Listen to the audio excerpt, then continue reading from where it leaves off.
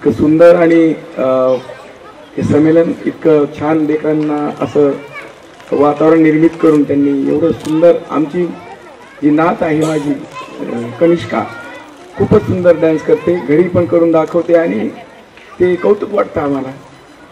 आणि खरोखर या किंडर जॉय स्कूलचं जेवढं कौतुक करावं तेवढं कमीच आहे बांधवांनो.